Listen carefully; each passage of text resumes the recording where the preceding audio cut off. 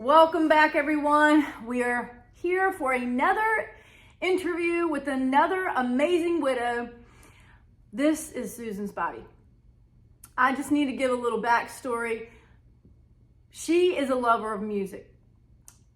There's been more concerts that she has shown up for that neither of us invited each other to. And I'm like, hey, you didn't tell me you were going to be here. And she's like, you didn't tell me you were going to be here. But she has good taste in music. So that is one of the first things. Do you remember the time we were at the DC Talk during the pandemic? It was outside in Roanoke Rapids. And it was pouring down rain. We were there. But we were there. I don't even know what year that was. I remember. But it was so much fun because everyone was so happy to get out and do something. And DC, the Toby Mac tour, road tour, you know, the show must go on. So He got creative and did open concerts.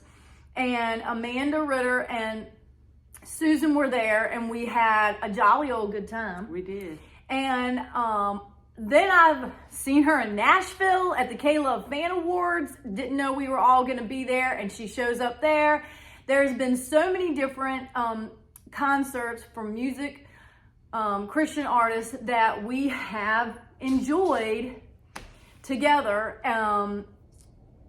And so I just wanted to start with that little bit of history, that she's a lover of music and songs have come to comfort you. Yes. Definitely. And you send me songs. Yeah. And she has been an encourager for me in my creative original songs, and encouraged me that day. And I remember that and saying, what do you say? Keep on writing them, or keep on singing them, or keep on singing. Keep on singing, keep on writing them, don't stop. And so that was before you were a widow. Right. Right? Yep. Exactly. So she was encouraging me in my new start, part of my journey, before she even became a widow. This is just a little glimpse into who Susan Spivey is, and she's an encourager. So I just wanted to give a little bit of the history about why I think she's amazing, because she has good taste in music. Obviously, she has a good taste in fashion. She's wearing her tie-dye sweatshirt here today. We did not talk about this, so we're not matching, but it's February. We're into March now, actually, on the videos. We're recording this in February, so I'm still wearing red, but this video is going to be showing up for you in March. And Susan, I wanted to ask you some questions about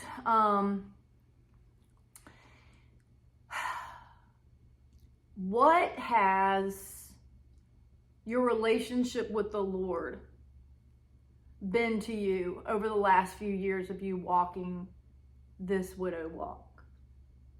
Well, it was so much stronger when my husband was diagnosed with cancer. And that was a 6-year battle. So that was when I really just kind of said, okay, I'm here and I need you. Yep. And he was there, and he got me through many days, hard days, good days. I mean, he was the one that held me through it all. And he told me, your husband will find healing. He will find healing. He didn't tell me it was going to be in his hands, but he told me he would find healing. Now, when you say he told you that, how do you hear the Father? You have to listen. You got to stop. You got to be quiet.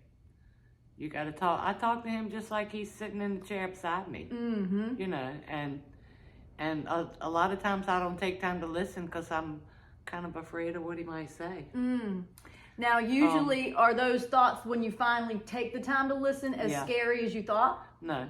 No. Interesting. I like that answer. No. So why do we not want to hear what he has to say? Because it's his will. And sometimes we want to do what we want to do. Well, Susan is a selfless server. Okay? I do believe that may be a lot of us widows, but by default, in this southern location that we live in, hospitality and taking care of others is common. That is a common thing that we can do. But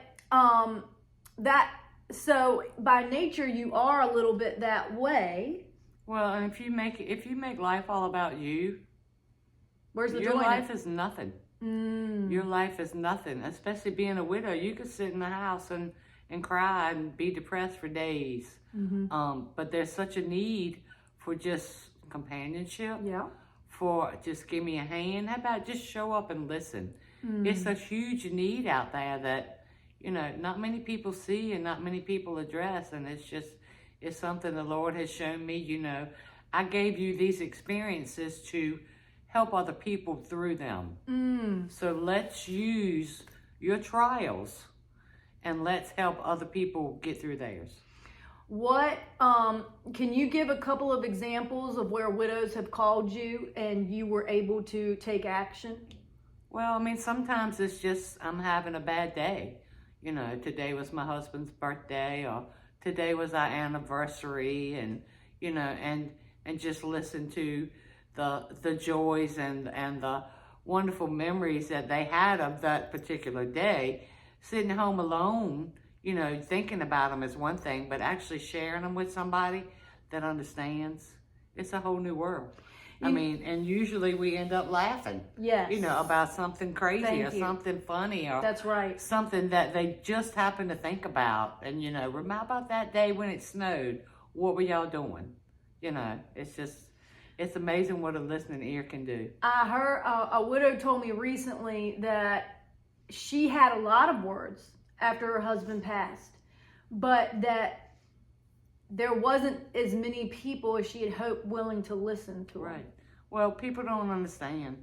And I've really found out that the people you think are going to show up for you, they're not, because they're afraid, because they don't want to say something to hurt your feelings, because they don't know what to say. So they just stay away. Right. Because, and I've had people tell me that. Yes. I don't know how I can help you. So I've just I don't know what to do. And what would you say to the listener? And I know that a majority of the ones watching this probably are a widow, but part of here at the Widow Walk is, and I'm going to continue to say this, we are cultivating a new culture of educating each other of how to better take care of the widow and widower. Right. And the question that we want to hear more is, how can I help? Right. What can I do to help you? What can I do to help you? And you would think that would be a common practice in our lives, as I just mentioned, that we're a hospitality area. But something got a little awry post-COVID. Do you think? I agree. And what it put us more at arm's length, and also, for whatever reason, part of our jobs and the vocations, and I don't know if some of you, we're seeing signs all the time that says jobs available. Well, no one wants to work. And so the ones who are continuing to work are doing probably 4 people's jobs. Right. And so the level of stress that is on each family has increased. The demands on each family post-COVID has increased. And the demand for the widow has also increased because she's doing 2 people's jobs now to take care of her household. Right. And so are we supposed to ask more from families that are already doing more? It doesn't feel good. Sometimes we don't have to ask. Sometimes we just need to listen, and we just need to watch. And when God lays somebody on your heart, you wake up in the morning and they're on your brain, they're on your heart, call them. That's it. Don't wait. Don't call wait. them. That's right. And 9 times out of 10, when you do, they'll say, wow, you wouldn't believe what happened. This is going on. And, I'm so glad you called. And, a lot of times we'll say, I'll do it later. And we never do it. Then we forget. But I have found if you do, you'll never regret it. No. You'll never regret it. You'll never regret it. And you know what happened to me today? What? I went to get a coffee, and I needed to go buy one. Right. We have coffee at our house, y'all, but yet we go out to buy coffee. I don't know. But anyway, I went out, and then I said, I'm just going to run into Belt really quick, and why not? And then as I'm walking out, the timing, okay? Right. So You this is ran about the into timing, and I see this lady. Right. I don't know. And I feel this nudge. I'm like, go say something to her, and I'm like, like, okay, am I gonna put myself out there? Sure. Hey, excuse me, hi. I'm like, can I ask you a question? Okay, I'm a stranger. Are you a widow? Yes, I am. Yes, I am a widow. Wow. Well, what are you doing on Saturday? Well, I'm supposed to be going to the snow something, she said. I said, I've never heard of that. She said, me neither. I said, well, what are you doing for dinner? And I gave her my card, and she said, well, I know another widow. I said, well, we're having a party. Yeah, come join us. Come join us. If you are available to come, give me a call. That would have been a missed opportunity if I wouldn't have responded like Susan is saying right in that moment. And these are these little bitty God tests that He's giving us an opportunity to get over ourselves and our timelines and our schedule of what we need to be doing. Did I need to go get that coffee today? Did I need to walk into Belt? All of that was a setup for a conversation. Right. And then what do? I'm like beepity boppiting to my car because I'm like, oh my gosh, like another setup. Right. And so what we're saying is we feel better. We are encouraged. We may have been going to get that coffee to get that little pick-me-up, but that God conversation was way more fulfilling and satisfying to my heart and soul than that coffee ever would be. That's part of the plan, though. And so it's laughable to me, Susan, Yes, because it's like, okay, in our everyday comings and goings, even in our whims of like, today I want a coffee at this random moment in time, not even the time I would usually pick it up. It's like 11 o'clock, not 8:30 or not, So I'm just trying to bring up that taking that moment. Don't miss those opportunities. Don't miss it. And I was able to share something that put a smile on her face. Right. I didn't even get her name. Don't have a clue. Don't even know. But I gave her a card and I said, you want to get no more, you pursue, here's my number, talk with your friend. And I said, I kind of have a sixth sense about this, with these widows.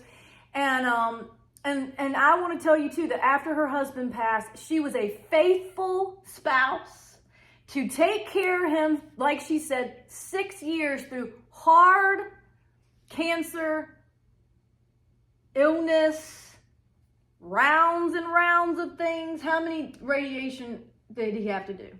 He only did 3 rounds of radiation. He did chemo to the point he had done them all and started them over again. Because he was not giving up. He's a fighter. Exactly. And she said, I'm going to be here and fight with you.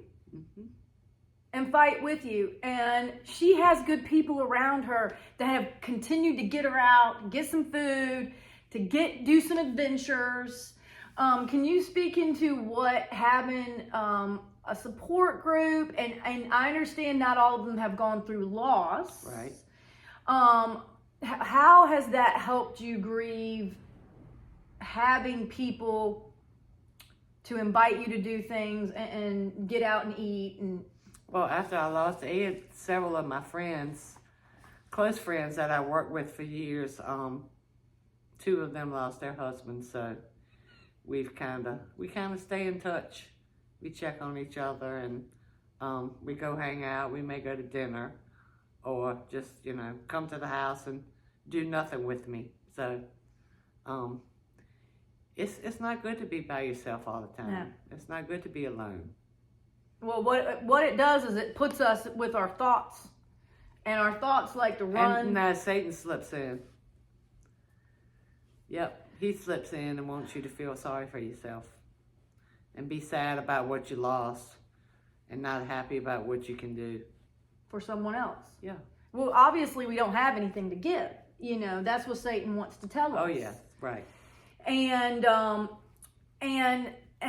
not just true for her. He's accused me of many things. And what we've had to do, and I believe Susan did this too, we kept running back to the Father and challenging these conversations sometimes. Right. And now it took us some time to have that conversation, because sometimes those thoughts are pretty hard to get over. Yes, they are. And you can dig yourself a hole and stay in them for as long as you want. Well, I said something the other day that, we can't jump in the coffin too. We can't. We cannot jump in the coffin too. Our husbands would not want that for us. But can you share with me some of your favorite songs, or maybe, okay, let me go back. What is a song that really helped you during walking with him, and then some of the songs after? There was a song released, and the title of it was "No Matter What," and that was something that my husband always said, and he'd say, "We'll get through this, no matter what. Don't worry about it. No matter what, we got each other, and no matter what." And on his 60th birthday, I went and got a tattoo that said "No matter what," because that's still the case. Yes. No matter what. And then after Toby Mac lost his son, he wrote that song "Faithfully." Whew. And that gets me every time. Yeah. But there's so much joy to be found in taking our experiences and using them to help other people. Yeah. And that's just, I keep reminding myself, everything God puts on you, every trouble you have, it's not wasted. That's right. It's not a waste of his time or your time. You have something that you can use to help other people. So that's what you need to do with it. I had the opportunity, as I mentioned a couple of weeks ago on the video about thankfulness and how spiritual growth, spiritual maturity, how do we show that? It's by gifting it away. How do we show that we're full of something? We have to give something away. And I hope that you can hear, even through her tears. And what are those tears? It's a sign of release. It's a sign that she deeply cared. And that's what I got to interview, the honor of interviewing another widow this week. And that video was last week's actually. And, she's 12 years in. And she said, I'm still going to the grave, she said, because I want to keep him alive. Right. And I said, I can't even feel sadness for what you're saying, because you had a deep love. For her to be 12 years deep and still want to keep those memories alive. Well, and people think grief is something you get over. I spent 40 years of my life with him. You don't get over 40 years in 4 years or 10 years or 12 years. It was the majority of your lifetime. And through the thick, hard, and the good. That's right. You were a team. Right. You were a team. And we feel that lack of team right now. But what do? We have to keep running to the Father. Yep. And finding these songs, and I say loops of truth. There's loops that start looping in our mind when the enemy's trying to get in there. One of our tools of defense against it is these songs. Right. Just cut the music on. Because it fills the space where the enemy's trying to get the chatter. He's trying to chat at you, and the only way to override it is to put something more powerful. And don't listen, that's right. And silence isn't going to override it, okay? No. Silence isn't it. You have to override it with something else. And in the first at least 2 to 3, if not 4 years, I had music pounding through my house daily, hourly. Almost 24 hours a day. I don't listen to the same amount of music now. I'm just telling you. Right. Because I needed more quiet in this season for some reason. But in those beginning years, I needed that music filling my mind and my spirit with truth and faith and joy. There's joy. And when you hear, like you're saying about Toby Mac's son passing, suddenly, that was a tragic loss. Yeah. And he lost, I think, his sister or something. There was 2 deaths back pretty close together for him. I don't remember that. I think there was more than one, but one hit harder for him. But anyway, he had to continue to, through his questions, through his doubt, write it down. And those songs are impacting us today because it is that. It's real. Thank you. It's real. I mean, that song Faithfully, it's very, I mean, and I could feel that, what he's singing about in that song. You know, it's been a hard year. It almost took me down. Yeah. And I could see that year. I've seen it, you know, year after year after year. And just being able to relate to that and know, you know, well, he depended on God too, and he got through. Look at him. Right. So that's right. So we got this. Do you have any scriptures that have been a tried and true reminder for you? I have a whole several pages worth, and I'll just figure out what I need to, you know, that morning when I read my daily devotional, I'll figure out, okay, is this what I need to focus on today? Or I read a book on I read several books on grief, but in one of the books, it wasn't even about grief. I think it was the Sarah Walsh book, Holding On When You Want to Let Go. She said when her feet hit the floor every morning, she looked at God and she said, God, show me your glorious presence today. Every morning. That's a good word. And when you do that, he's going to show up. He's going to show up. He's going to show you one way or another, and you're going to know. And you'll know. He's showing me his glorious presence today. That's beautiful. You know? And one of the ways that she shows her glorious presence is by volunteering at our school. That's weekly, don't you go? Yeah, kindergarten one day and first grade one day. And so, and you were a teacher before, right? Yeah. And so, look, teachers never retire. That's what I know. Teachers never retire. They may not get paid and have, you know, the same benefits exactly, but they can't not be around these kids. Right. My mom is, as a retired teacher, she's still showing up. And why? Because they have this much love. They've got kids. For the kids. It's for the kids. The Veggie Tales at the end, they say it's for the kids. My mother-in-law would always say that. And why? It makes you laugh. Yep. Kids say the darndest things. If you're sad, you're not going to be after you go and see these kids. However stressful they may be to me, they are not that way for you. No, I can do kids better than adults any day. I'm better with the adults, personally. But all that to say, it's a calling. That's these teachers, and they keep answering the call even after they've retired. And so I'm just letting you know that in these moments of, you know, aging, that you have continued to find ways to give back. She's taking care of her mother and father, checking on them hourly. Daily. Yeah. And there's days that she didn't feel like doing that. True.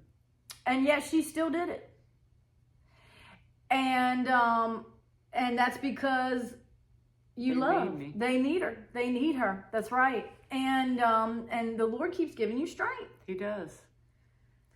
He does. Well, is there any stories? Do you have any God stories? I know you're saying he's shown up present, but like a specific thing that you could share to really encourage those listenings of how close he comes to remind you that you're not alone and that he's watching. Well, I mean, he shows me every day.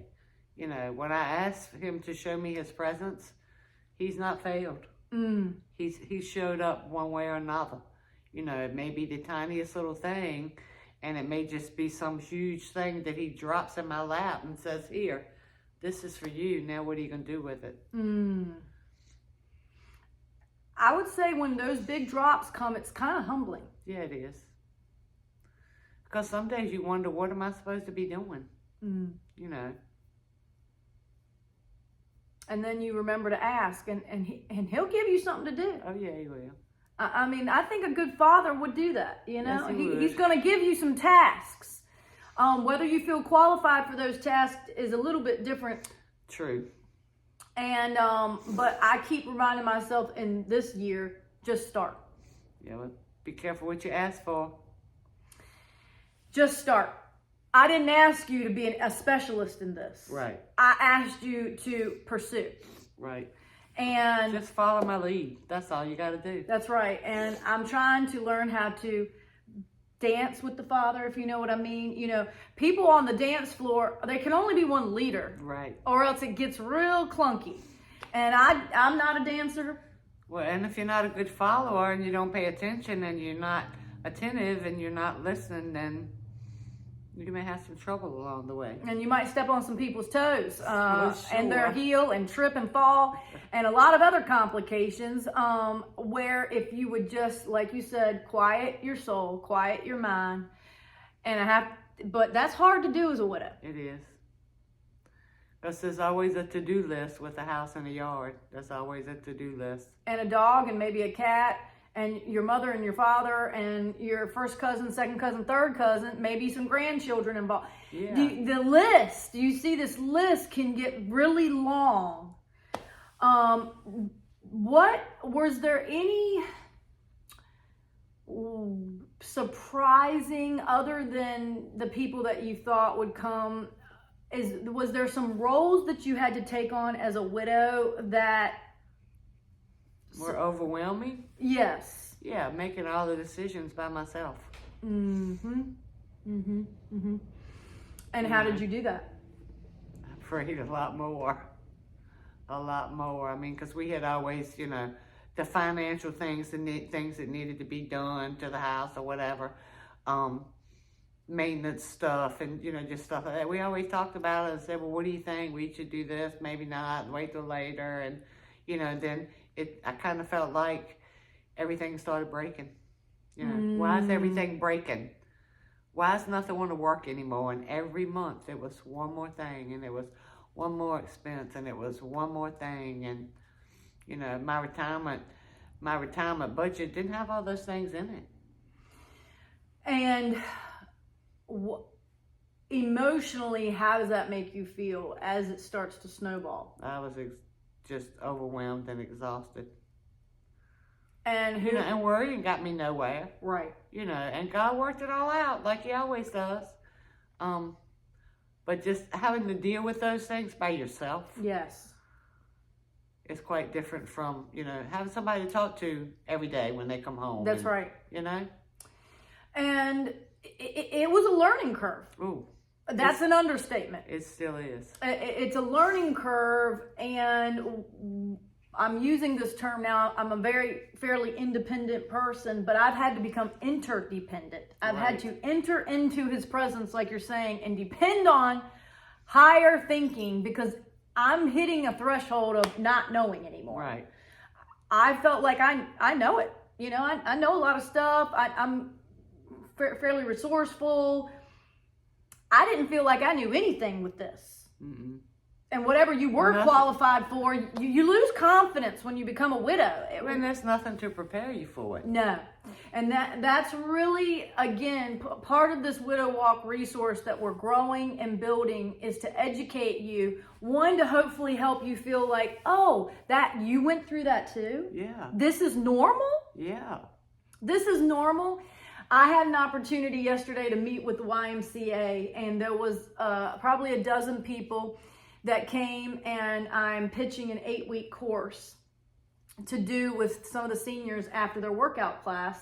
We don't have a day yet. It's probably going to be on a Thursday morning after their workout class for some of their members that have lost recently. And I asked them with a raise of hand, did any of you in those earlier years feel that you were getting dementia? And they all raise their hands. Everyone raised their hand. They call it widow brain. I said, you don't have dementia. I have some good news for you here today. Yes. The best way to explain that is the COVID fog. That's a term that we may all be able to relate to. Right. Well, that fog is real. In the grieving, physiologically, our body goes through grief is physical, just like a surgery. And this is what I told them yesterday. I have now gone through my first surgery 2 years ago. And they said it will take your body at least a year to fully heal. Right. I said, well, guess what? When you go through a major loss, you're in heart surgery, okay? You're having heart surgery, whether you wanted it scheduled or not, and it's going to take more than a year for your heart to heal in this process. And so it's taken so many extra therapies to help my body get used to this new normal. Right.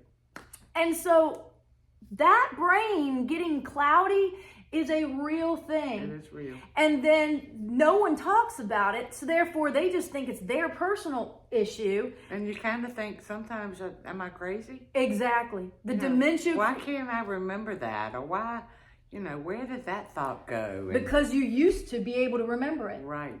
And this is where this overwhelm, it's the amount of decisions that come quickly. And as she said, things starting to break. And this level of overwhelm starts to happen of like, oh my, like not another thing. Right. Not another thing. What next? Yeah. Exactly. And then you start to like brace, And I had to overhaul my house for this not to happen. And that was not everyone's luxury to be able to preventative care. I Right. did a preventative maintenance on my house, and I said, I need a 5-year reprieve. Right. I don't want my car breaking down. Nope. I don't want my roof to leak. I don't want none of this stuff. I don't want my windows to fall out. I don't want my windows. Exactly right. I got new windows because they were the originals and they were storm windows. I couldn't even lift it by myself. Oh, wow. And so I said, no, we're doing an overhaul. I have to get this house in a place like if what we were going to do, if he was still here, done, so that I have peace of mind and safety, that I'm not paranoid. And there was a leak that happened after he passed. There was mice in my kitchen cabinets after he passed. I said, this is it. I'm not doing it. And I have not had mice since. Fingers crossed. We closed off everything. I said, if we're getting mice in my house, you're tipping me over the edge right now. Right. And so I'm just saying things start to happen that we don't feel qualified to handle. And I took action. She's had to take action. Well, we actually had a couple of things in the works. Mm-hmm. We had gotten estimates on some repairs and Yep. some remodeling and stuff that just needed to be done in the house. Yep. And we were actually in the midst of some of it. And he looked at me and he said, can you put this off? And I said, sure. He said, but you have to promise me you'll do it. Yeah, And I said, I don't know. He said, no, we set aside the money that's right. to do that. Yeah. You have to promise me you'll do it. He said, just wait till I'm gone. And that was really hard knowing, Yes. this is something we plan to do and, Together. And you don't even get to see it. Look at Right. it. What do you think? I mean, Totally. You want to walk through some of those finished right. things together. You saved up for it, the anticipation of all of that, so these are these daily reminders. It's a bittersweet. It is. You're happy with what you see finished. You're happy with these finished products, but then when you don't have that person there to show it off to, or to share in the celebration of this new part of your Right. renovated house, it's sad. It really, really is sad. Well, we are going to be finishing up here. Is there any final thoughts that you just want to encourage the widow with that are coming into your mind as we've had this conversation to leave them with here this morning? Well, I mean, we talk to people all the time and, we say, if you need me, call me. And, a lot of people don't mean that when they say that. And I'll tell my friends, I'm right here, I'm a phone call away. I'm a text away. Well, I hate to call you. I said, well, just text me and say, you got a minute? Or call me when you can or whatever. I said, people think it's such an imposition. But hey, I remember those days. I know how those days get to feeling overwhelming and that you don't know if you're going to make it. And, God, just keep my head above water. And, I mean, we have that experience so that we can help you through. Yes. It's not a problem. It's not an issue. It's a support system. Yes. And we need to depend on each other more so than we do. Exactly. And this is a learning curve for all of us. And I'm going to continue to interview these widows. So I'm hoping you, the listener, starts to hear some repetitive things that we need to check on each other. Part of the design of the Widow Walk has that gingham check in the heart for this very reason. Widows and widowers, we need to check on each other as a community, but also we need our friends and family to continue to check on us. And the conversation I had recently, she said, I needed you to check on me later. Later? Yeah. Not the first week or the second week, because give them about a month and then they're all gone. They've all gone back to their normal life, to their regular lifestyle, and you're not part of it anymore. So, yeah. That's hard, y'all. It's hurtful. Some people feel like a third wheel. Yes. They used to go out as couples, and now what are they? They don't want to go out and be the third wheel. They don't want to go out and be the fifth wheel. You don't fit. You don't fit anywhere. And then the isolation. Yeah. The mind games. Do you see? It's that easy where your normal life and the way you functioned is over. And not only do you have to deal with daily decisions about your house, about your finances, you now have to deal with it on a relational level, right? A physical level, an emotional level, a spiritual level, a financial level. I mean, do you see what I'm saying? It's everywhere. It's all encompassing. It is. And I was not informed of that. No. Well, basically, the life that you had with your spouse, the life that y'all shared, thank God you were together that long, it's over. It's over. Okay? It's over. So now it's your life. You're the one that's going to make the memories. You're the one that's going to make the choices. But it's hard to do it by yourself. And so can you think of a couple of things? What gave you the push to keep living? My daughter, my grandkids. Yes, I was going to say. We had a 3-month-old granddaughter when my husband passed away.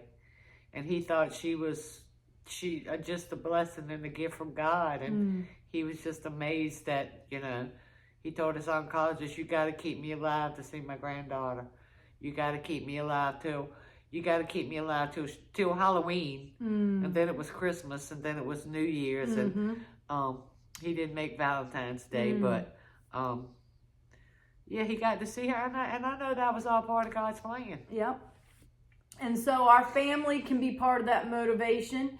And she has a brother now. Yes, exactly. Yep. So there's been growth. Yes. And even in the sweet moments of giving her someone to go see, she doesn't have him going, and she's very aware of that. Right. And we want to believe that he's looking down on it and cheering Susan on with all of this. Well, his birthday was in January, and my daughter's husband was out of town for a week. So she and the kids came and stayed, and they were here on Ed's birthday. We had a party. We had his favorite dinner. We had his birthday cake, and the kids got presents because we didn't have Ed to give them to, so the kids got presents. And it was a great day. This is the creative things we get to do to carry on and to keep the life and the memories alive, and it looks different. It is.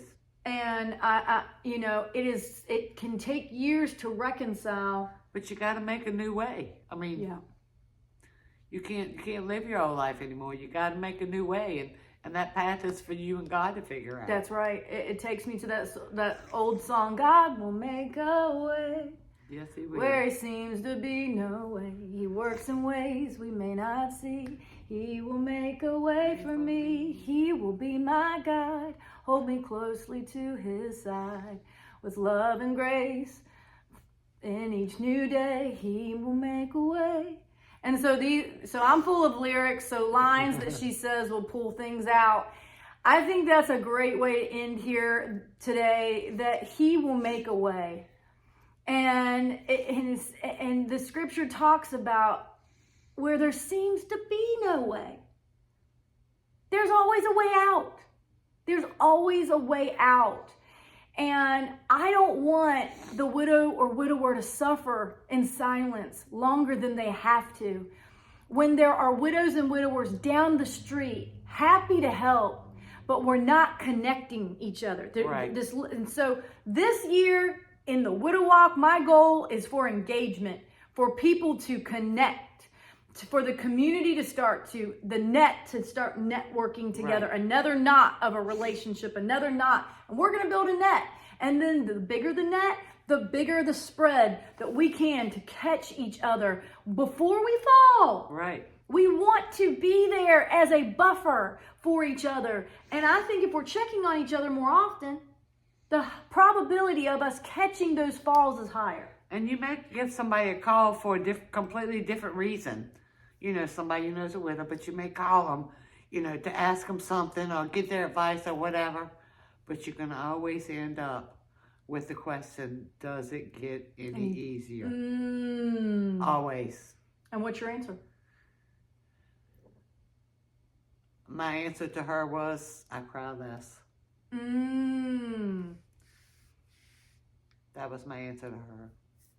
Do you feel like I said, that helped? as long as there's love, there's grief. I mean, that's what I'm saying. She deeply loved Ed. I mean, you can't, so you don't want to have to say you're in deep grief, but if you're not in deep grief, then did you deeply love? did you just forget how much you loved each other? I mean, and that's called compartmentalizing. Right. We separate ourselves from those feelings and try to continue through life, coasting through life. Right. Coasting through life. That's not living life, really. That's not living life to the fullest. well, and some people are ready to move on. You're right. They're like, would you go on a date? I'm like, nah. Well, how about out to dinner? I said, yeah, I might meet you at a restaurant and have dinner with you, but yeah, no. I said, because, you know, I always believe God has one person here for you. And it's up to you to find them. Luckily, I found mine the first time. Not everybody's that lucky. They have to keep looking. That's a very true statement. I don't know if I believe that or not, but You don't have to. I mean, you know what I'm saying. You don't have to. We weren't married as long, you know, and all those things. get it. And being young, I feel like I would like to move on from this season. I understand that. But for those, But you're half my age. that's true.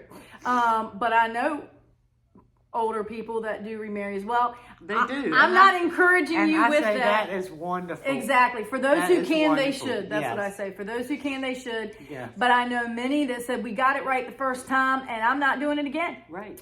And Well, some didn't get it right the first time. and they need to do it So again. more power to them to try it Exactly. again. Exactly. Right? And so, hey, it's your prerogative. It's your widow walk story. Yeah. It's custom. It's a custom fit story.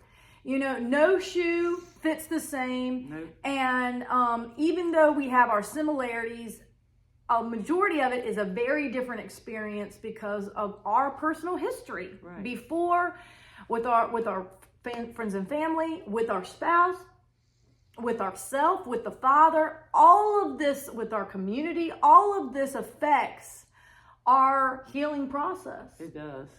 It And does. we'll finish up here, but what can you say, church or a church community, how has that helped you grieve?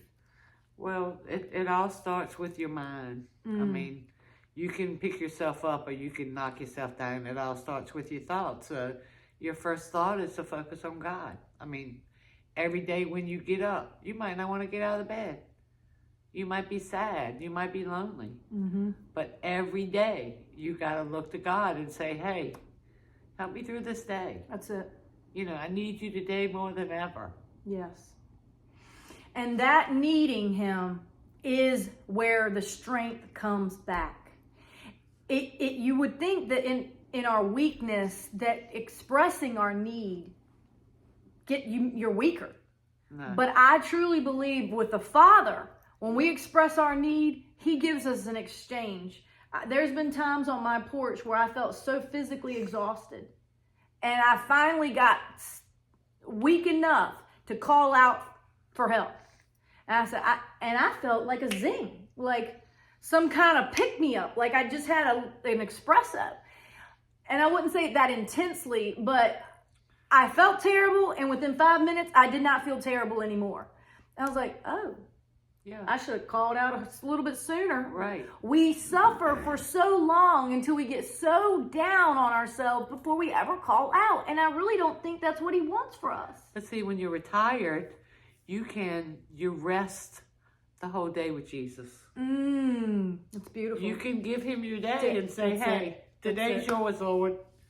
Let's just, me and you get through this day. You're just communing every day. Right. Wow. And some days you just, it's just a me and Jesus. People will say, how was your day? I say, well, it was a me and Jesus day. Because that's the way it had to be. So. Yep.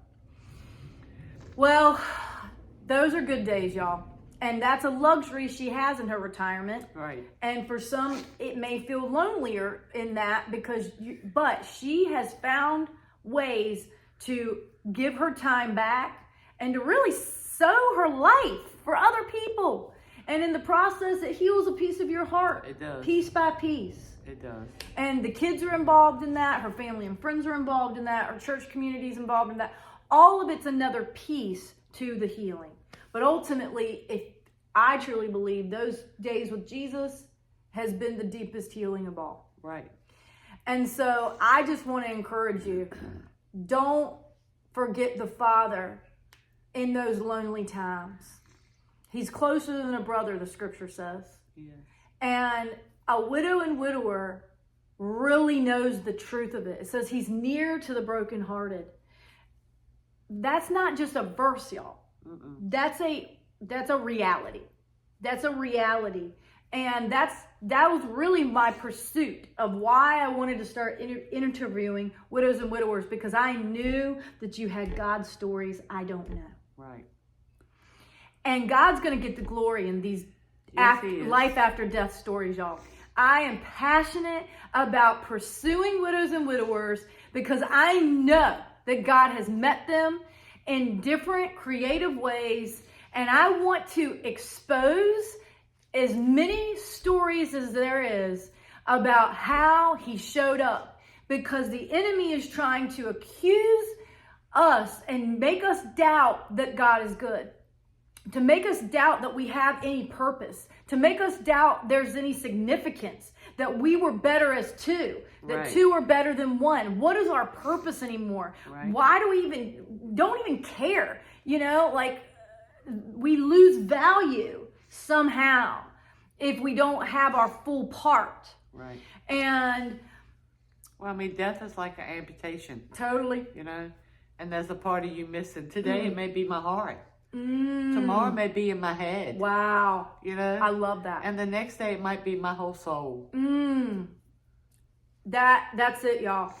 What a truth statement. I've heard the amputation, but I never even thought of it as being different parts of you. Right. Wow. This is why we have to learn, because they say it different and it's eye-opening. I hope it helps you understand. This is not for you to fear death, y'all. It is not, because there are gains. She's gaining wisdom. She's gaining experience. She's gaining boldness to do things that she didn't do by herself before. Confidence. Isn't that right? Right. Whether it was the confidence you wanted to grow or not, this is resilience training. It is. Widows and widowers are resilient folk, and they're warriors in my mind. So I just want to thank you for sharing your tears with us so beautifully. Thank you for honoring Ed and telling another piece of his story. We're continuing to keep him alive by sharing. Yes, we are. And she hasn't stopped loving y'all. She's finding new ways. She can't love on Ed the same way, but she can take that ball of energy inside of her and spread it as many ways as she can. I can. And so can you. So can you. That's what we want for you, to remember that you have too much love in your heart, and loving on your spouse who's no longer here has its place. But there's people out there who still need you. True. And we need you to. We do. You have any final thoughts? I do not. Well, we're hearing these beautiful chimes. The wind is blowing outside. It's a beautiful sunny day. So thank you for listening. See you next time. Bye. Bye.